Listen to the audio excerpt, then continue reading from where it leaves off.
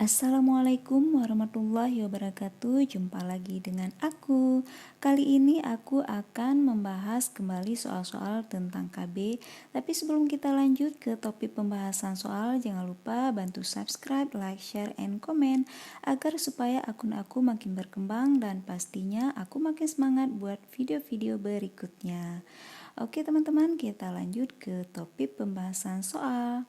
Nyonya R umur 26 tahun P2A0 datang ke RS untuk menggunakan alat kontrasepsi. Hasil anamnesa pasien memiliki riwayat tumor payudara. Hasil pemeriksaan TTV dalam batas normal dan PP test negatif. Alat kontrasepsi yang tepat untuk Nyonya S tersebut adalah yang kita lihat optionnya yang A. AKBK, B. IUD, C. Suntik, D. Pil, dan E. MOW. Jadi di sini dinyatakan Nyonya R 26 tahun P2A0 kemudian ingin menggunakan alat kontrasepsi. Dan dari hasil anamnesa diketahui bahwa Nyonya R memiliki riwayat tumor payudara. Berarti Nyonya R tidak cocok menggunakan KB yang mengandung hormonal. Nah, di option kita lihat KB yang tidak mengandung hormonal adalah IUD dan MOW. Nah, di sini umur Nyonya R 26 tahun dan baru mempunyai anak 2. Berarti KB yang cocok untuk Nyonya R adalah yang B, IUD.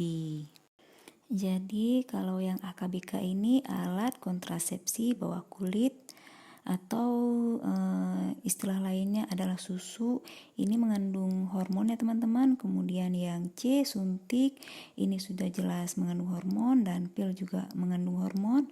Kemudian yang E ini metode operasi wanita atau istilah lain dengan kontrasepsi mantap.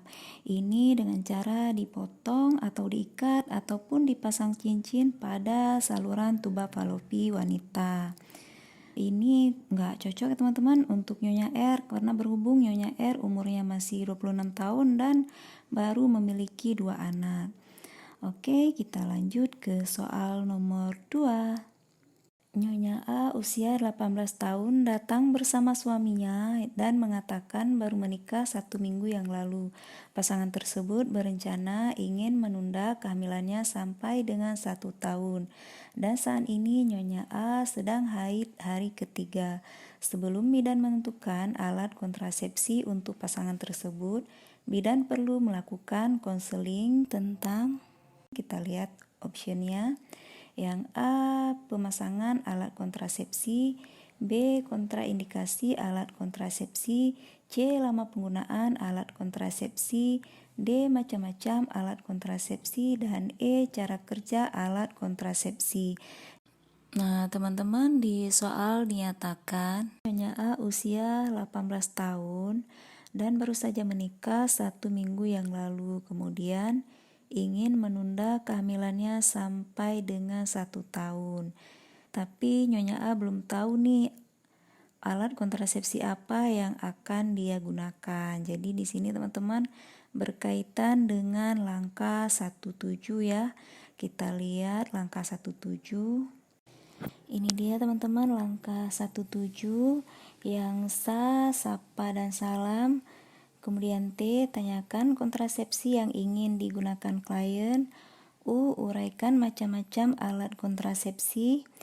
Tu, bantu klien untuk menentukan pilihannya. J, jelaskan kontrasepsi pilihan klien. Dan U, kunjungan ulang. Nah, jadi di sini tugas bidan yaitu menguraikan macam-macam alat kontrasepsi. Jadi teman-teman jawabannya adalah yang D. Bidan melakukan konseling tentang macam-macam alat kontrasepsi. Oke, kita lanjut ke soal nomor 3. Seorang perempuan usia 30 tahun datang ke praktik bidan bersama suaminya. Klien tersebut mengatakan semalam melakukan hubungan seksual tanpa menggunakan alat kontrasepsi. Pasangan tersebut mengatakan takut hamil lagi dikarenakan anaknya yang terakhir baru berusia 1 tahun. Jadi alat kontrasepsi apa yang akan diberikan oleh bidan? Kita lihat optionnya. Yang A, AKDR, B, suntik kombinasi, C, pil kombinasi, D kontrasepsi darurat, dan E kondom. Nah, di soal dijelaskan seorang perempuan semalam melakukan hubungan seksual tanpa menggunakan alat kontrasepsi. Dan kemudian dia tidak mau hamil lagi dikarenakan anaknya yang terakhir baru berusia 1 tahun. Jadi kontrasepsi yang cocok diberikan bidan untuk pasangan tersebut adalah yang D kontrasepsi darurat. Kontrasepsi darurat adalah metode kontrasepsi yang bisa digunakan pada situasi tertentu yang dianggap darurat dan untuk mencegah kehamilan. Dan kontrasepsi darurat ini hanya efektif digunakan dalam waktu 72 jam. Oke teman-teman, kita lanjut ke soal nomor 4. Metode kontrasepsi dengan cara pengikatan atau pemotongan saluran vas deferens disebut, kita lihat optionnya, yang A. IUD, B. AKBK, C. Tubektomi, D. Vasektomi, dan E. Diafragma. Oke teman-teman, kita bahas satu-satu. Yang A, IUD ini alat kontrasepsi dalam rahim ya, ataupun AKDR. Kemudian kalau yang B, AKBK ini alat kontrasepsi bawah kulit, berarti A dan B bukan ya. Kemudian yang C, tubektomi ini kontrasepsi mantap atau MOW, metode operasi wanita, yaitu dengan cara pemotongan atau pengikatan atau pemasangan cincin pada saluran tuba. Kemudian kita lihat yang D, vasektomi. Vasektomi ini metode operasi pada pria, yaitu dengan cara pemotongan atau pengikatan ataupun pemasangan cincin pada saluran sperma ataupun vas deferens. Jadi jawabannya adalah yang D, vasektomi. Oke, kita lanjut ke soal nomor 5. Yang tidak termasuk alat kontrasepsi jangka panjang adalah, kita lihat optionnya, yang A. AKDR, B. AKBK, C. Tubektomi, D. Vasektomi, dan E. KB suntik. Ini jawabannya udah jelas ya teman-teman, yang E adalah KB suntik. Kita lanjut ke soal nomor 6. Seorang perempuan umur 18 tahun datang ke BPM bersama suaminya. Pasangan tersebut baru saja menikah 1 bulan yang lalu. Mereka merencanakan untuk menunda kehamilannya selama 1 tahun. Kontrasepsi apakah yang cocok untuk perempuan tersebut?